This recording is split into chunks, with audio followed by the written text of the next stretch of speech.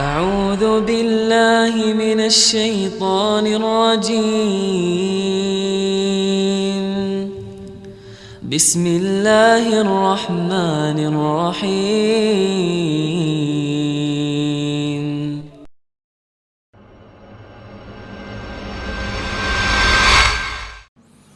Dan tauhid merupakan prinsip dari agama Rasulullah sallallahu alaihi wasallam.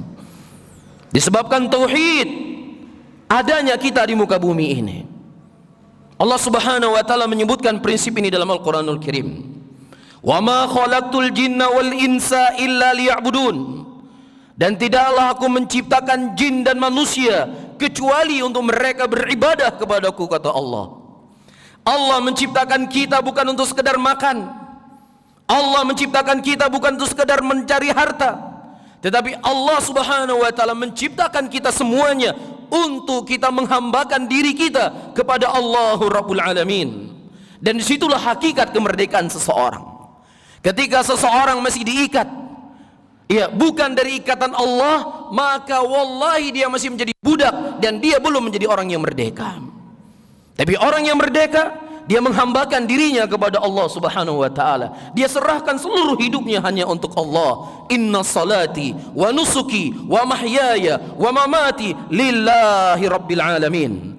Sesungguhnya salatku, sembelihanku, hidupku dan matiku hanya untuk Allah Subhanahu wa taala. Tauhid merupakan dakwah para nabi dan dakwahnya para rasul. Dimulai dengan tauhid dan ditutup dengan tauhid. Kalau kita membaca sejarah diutusnya Nabi kita Muhammad sallallahu alaihi wasallam, setelah diturunkan Iqra bismi rabbikal ladzi khalaq, Allah Subhanahu wa taala menurunkan ayat setelahnya, ya ayyuhal muddatsir kum fa'anzir wa rabbaka fakabbir wa thiyabaka fatahhir warrujza fahjur. Tauhid. Allah Subhanahu wa taala memerintahkan kepada rasulnya untuk mensucikan hatinya dari segala bentuk noda-noda kesyirikan dan menghancurkan segala simbol-simbol kesyirikan. Ini dakwah awal perintah yang Allah memerintahkan Rasulullah sallallahu alaihi wasallam. Dan dakwah Rasulullah juga ditutup dengan tauhid. Di antara ayat kalimat-kalimat yang terakhir diucapkan oleh Nabi sallallahu alaihi wasallam, la'anallahu al-yahuda wan nasara ittakhadhu qubur anbiya'ihim masajid wa inni anhaakum an dzalik. Allah melaknat orang-orang Yahudi, melaknat orang-orang Nasara ketika mereka menjadikan kuburan nabi-nabi mereka sebagai tempat ibadah, dan saya melarang keras kalian dari perbuatan tersebut. Ini diucapkan oleh Rasulullah bukan fase Mekah. Ini diucapkan oleh Rasulullah sallallahu alaihi wasallam dalam fase Madinah, bahkan detik-detik sebelum beliau kembali kepada Allah Rabbul Alamin. Tauhid, saudara-saudaraku muslimin, adalah sebab ketentraman, keamanan dan kedamaian sebuah negeri.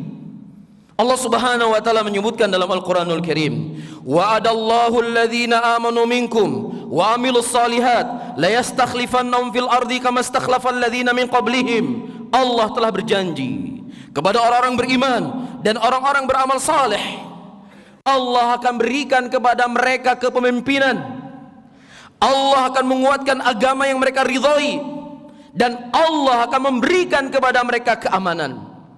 Polisi, tentara adalah salah satu sebab daripada keamanan.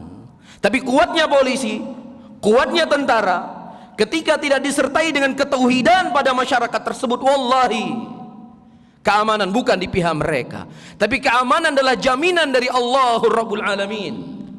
Lila fi Quraisy ila fi rihlata syita'i was-sayf falyabudu rabb hadzal bait alladzi at'amahum min ju' wa amanahum min khauf, kata Allah. Dialah Allah yang memberikan keamanan bagi orang-orang yang mereka merasakan ketakutan.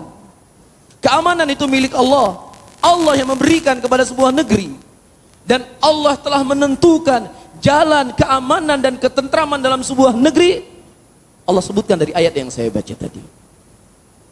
Ya, ya'budunani la yusyriku bi syai'a. Ketika mereka menyembah hanya untukku, kepada kata Allah, dan mereka tidak menyekutukanku dengan sesuatu apapun. أعوذ بالله من الشيطان الرجيم بسم الله الرحمن الرحيم